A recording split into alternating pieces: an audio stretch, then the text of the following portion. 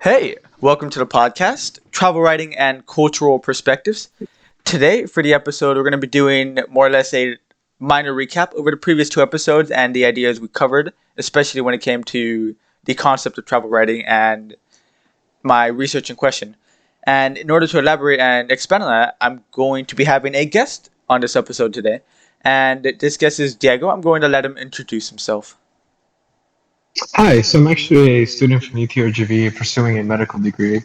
And personally, I love learning about different cultures. I love traveling, and I like combining those two things with writing. And so later on this year, I'm planning on going to Honduras, Guatemala, and Panama to do a few medical programs that will help out the local community. And by doing so, I intend to write quite a lot about my experiences over there. And so, overall, traveling is just something that's very close to me and something that I find very important and enriching and fulfilling. So, I'm glad to be here and I'm glad to share what I know about what I heard about this topic. Hey, I'm glad you're on. I'm glad you put time aside to come onto the podcast and join us. So that's always my pleasure. Um, so travel writing is this idea of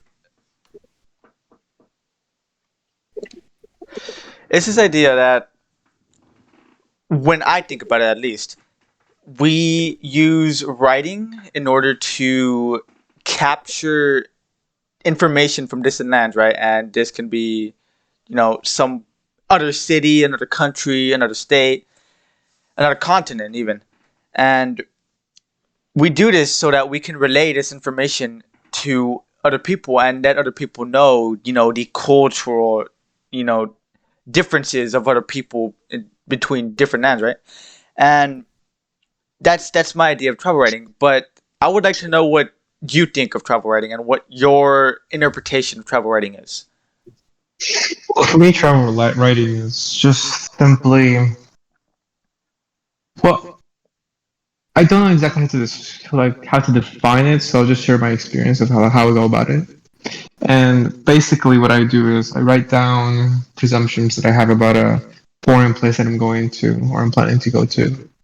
And I write down what I've heard, what I've seen, things that people have told me, things that I've seen on on websites or just random places, and I write down what I think to see if I'm right or if I'm wrong. What tends to happen after my experience is that I'm often wrong, and so from that, I tend to gain a very, This I'd is the say, whole picture of Hey, what I welcome to the experienced. And podcast, so Travel Writing and Cultural learning Perspectives. about these different cultures has really taught me a lot over the years. And not only that, but writing it down allows me to remember this in the future. So whenever I feel like melancholic or sad or just indifferent, I can look back on these memories that I've jotted down and just remember them fondly, or at the very least, remember for what they were. And truthfully, I'm very happy that I experienced, or that I will experience, memories that I couldn't do on my bed or in my room. Like, these are very unique experiences that only I will experience. And so, overall, I think if I had to confine that to a phrase, I'd probably say that travel writing is it's just a memento. It's a memento to remember things, to remember things that you learn, to apply those things to your everyday life, and just come back to your home or wherever you came from, your origin, a more whole person, more well-rounded, more knowledgeable, etc. Yeah, I'd like that. I I would honestly agree with that. Except it's well, yeah, no, yeah, I would agree. Travel writing is kind of a memento, and it is in fact for learning and you know retaining this information and making it more visible to the people, right? But Yeah. um, you had mentioned you travel a lot, and I wanted to ask you if you wouldn't mind sharing what your most recent travel experience was. I went back to my hometown in El Salvador, and before I went on the trip, things tend to change over there quite rapidly, at least in comparison to over here. So I wrote down what I thought was going to happen, how I remembered it lastly, and what I think was going to happen after the fact. I jotted down my experiences, memories with family, a lot of troubling trips that were chaotic, messy. But looking back on my journal now, it's pretty satisfying. It's pretty just nice to remember what happened, even if it wasn't all like rainbows and sunshine. Like it's still something to laugh back on a day. So, I mean, it was pretty. It's. I think I can make something that wasn't necessarily fun in the moment. Pretty memorable and something to laugh at and find funny. So it was pretty nice. And that's awesome. I'm glad to hear you can do that with these memories of El Salvador, right? Um, Yeah. Me personally, I I'd like to think that I love traveling, but I don't necessarily get to do it often because I'm not financially stable or as much I would like to be, right? But the Hmm. most recent traveling experience I have or I could recall is going to Wisconsin, and we went to Wisconsin for a trip of mine. It was a trip for this group called Pathfinders. They're basically more or less the Boy Scouts of our church, and this was when I was in fifth grade. This was like a while ago, actually, 2015, maybe 2015, I think so. And I just I can still remember it so vividly. It's actually amazing because it was an experience I had never experienced before. Because I never traveled. The I think actually that was the first time I traveled besides to Mexico, but that's like when I was 1, 2 years old, and we went to Mexico with my mom and my then father. But I don't recall those experiences, right? Which is unfortunate because I Hmm. really would love to.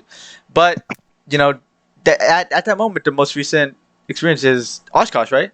And so I Hmm. remember I had this little journal, and in it, I just wrote about the experience, the land, like how beautiful it is, the people, and it was something so vividly different than what it is in the RGV.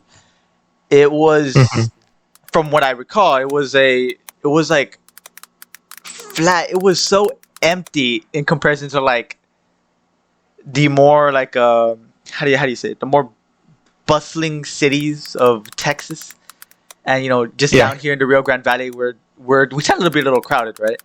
Especially up in Austin because we did pass by there, and it's just it's the opposite of a really really big city place, right?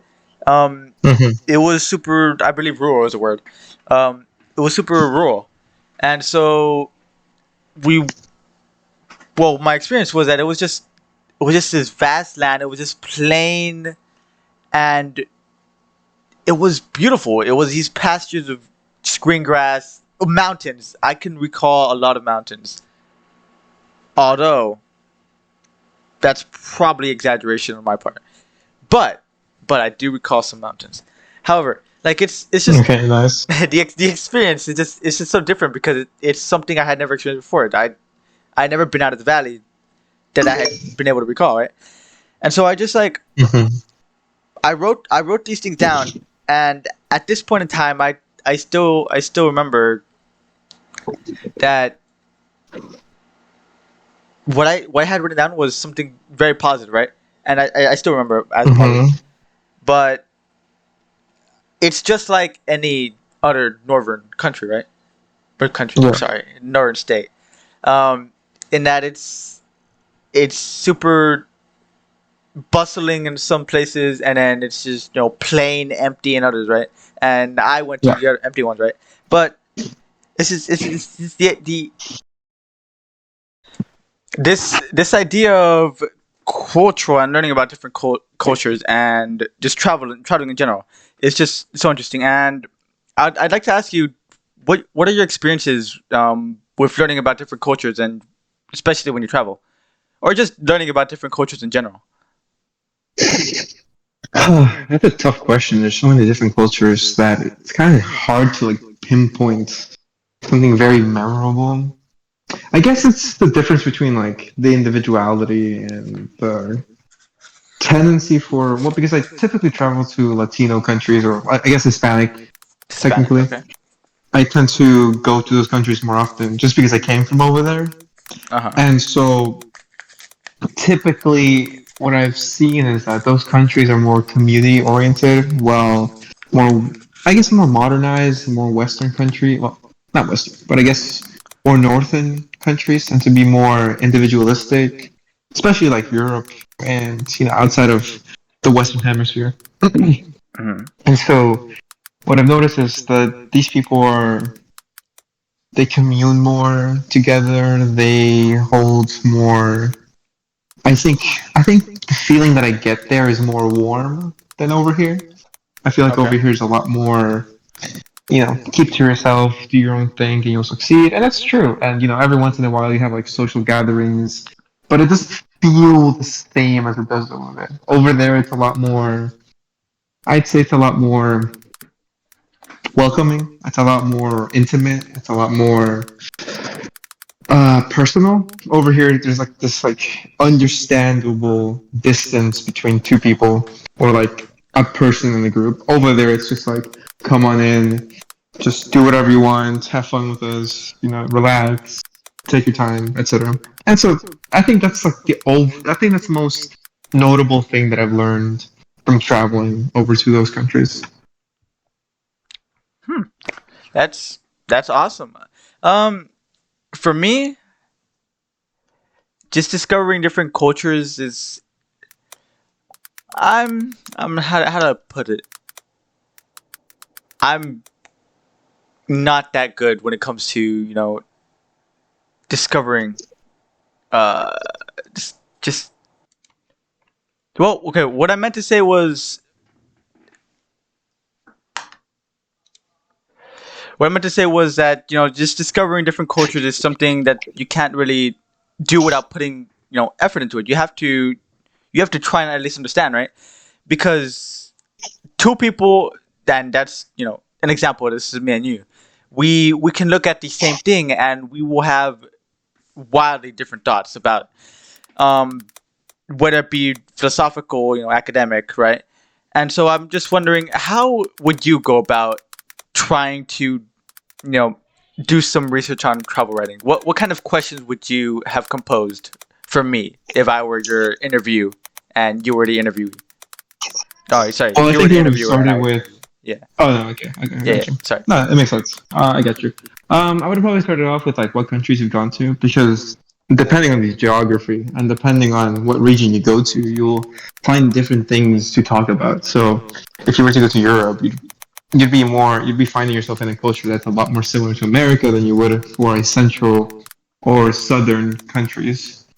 Okay. And I think then I would go to, let's see, like how have your beliefs like been challenged or reaffirmed by talking to different people that are not necessarily from the same environment from you. Because, for example, if you have people that are similar to you that didn't grow up anywhere near you, like remotely, you can ask yourself, it's like, why is this person that's so far away from me, that's not even remotely close to the people that are that are close?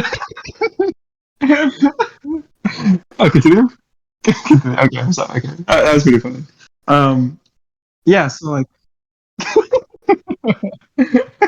okay, okay. So I would have like, because you have to ask yourself, it's like, why does this person think like me, even though we're so far apart? Like, Uh that's huh. a very valid thing that can reaffirm your beliefs.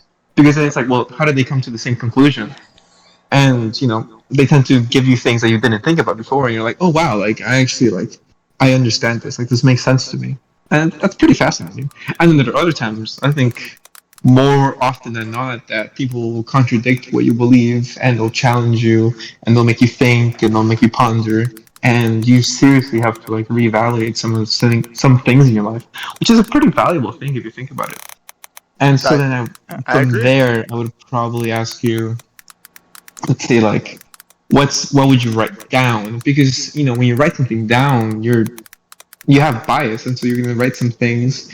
You're going to emphasize some things. You're going to leave some things out. So what, like the ballpark of what you would write down? Like, would you write down memories? Would you write down quotes? Would you write down like sightseeings? Would you write down like reflections, thoughts, etc.? Like, that's where I would like take the direction towards. And Okay. I think that would be a pretty fascinating conversation. I do agree that actually sounds like it's better interview questions than what I came up with, and I'm very sad about that. But you know, I just it just shows, and it goes to show that it just goes to show that no matter where you're raised, it it's always going to be just different perspectives between one another, and this is evident through politics, our ways of life. Literally, cultural is the living evidence that we will be different no matter what. And I'm so glad that you put some time of your day aside in order to come on the podcast.